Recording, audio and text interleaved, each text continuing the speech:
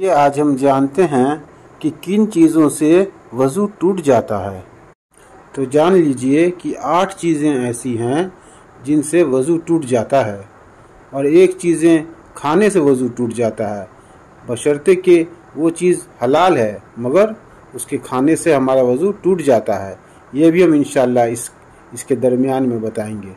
पूरी तवज्जो के साथ इसे सुनिएगा और स्किप मत कीजिएगा, क्योंकि कुछ लोगों की आदत होती है थोड़ा सुने फिर स्किप कर दिए, छोड़ दिए, फिर बाद में मसला याद नहीं रहा या मालूम नहीं रहा, फिर क्या होता है, हमारा वज़ू नहीं रहता है, हमें पता भी नहीं चलता और हम नमाज अदा करते रहते हैं।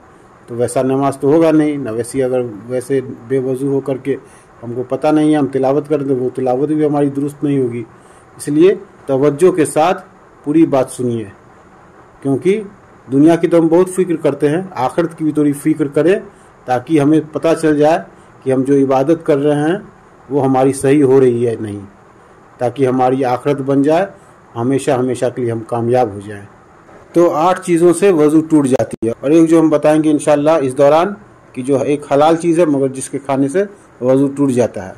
तो पहले वो 8 चीज़ें जिससे वज़ू टूट जाती है, उसको आप 4 कैटेगरी में बांट सकते हैं, 4 हिस्से में, है ना। समझ लीजिए कि 2 हिस्सा, 2 हिस्सा, फिर 2 हिस्सा, फिर 2 हिस्सा। तो इसको ऐसे समझिए, 2 हिस्सा वो सर से, 2 चीज़ें सर से ताल्लुक़ रखती हैं, 2 चीज़ें मुंह से ताल्लुक़ रखती हैं, 2 चीज़ें बदन से ताल्लुक़ रखती हैं और 2 चीज़ें शर्मगाह से ताल्लुक़ रखती हैं। सबसे पहले 2 चीज़ें जो सर से ताल्लुक़ रखती हैं वो हैं मजनून या पागल हो जाना या बेहोश हो जाना। गौर से सुन लीजिए, मजनून या पागल हो जाना या फिर बेहोश हो जाना। 2 चीज़ मुंह से, मुंह भर के उल्टी कर देना, कै कर देना, मुंह भर के कै कर देना, या नमाज की हालत में खिलखिलाकर हंस देना।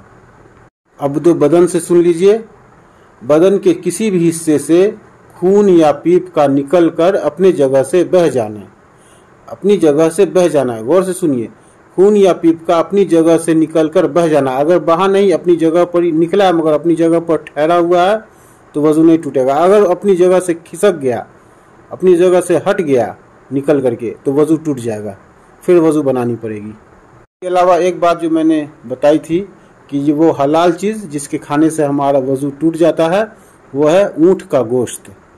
ऊँट का गोश्त जब हम खाएंगे तो फिर हमें, अगर हम बावज़ू होकर ऊँट का गोश्त खाते हैं तो हमारा वज़ू टूट जाएगा, हमें फिर से वज़ू बनाना पड़ेगा।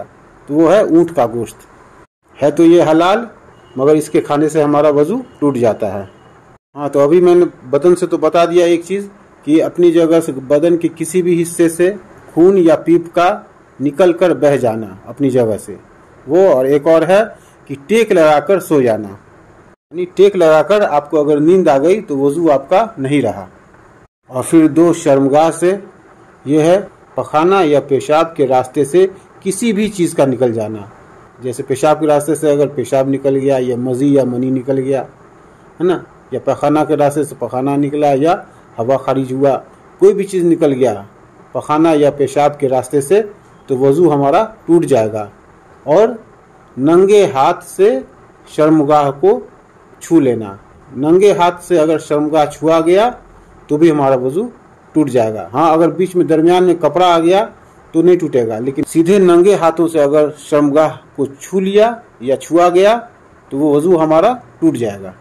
ये थी वो 8 वजहें जिनसे वज़ू टूट जाता है, और एक वो भी वजह बता दी मैंने जो कि हलाल खाना है मगर जिसके खाने से वज़ू टूट जाता है। उम्मीद है कि आप लोगों को बात समझ में आ गई होगी।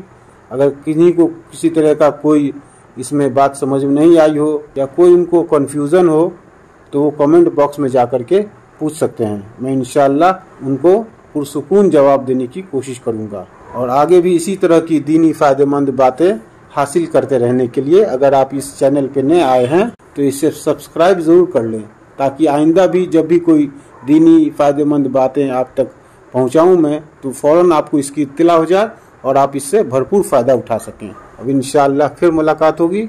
अब आप लोगों से इजाज़त चाहते हैं। अल्लाह आप लोगों को दोनों जहान में कामयाबी अता फरमाए। आमीन सुम्मा आमीन।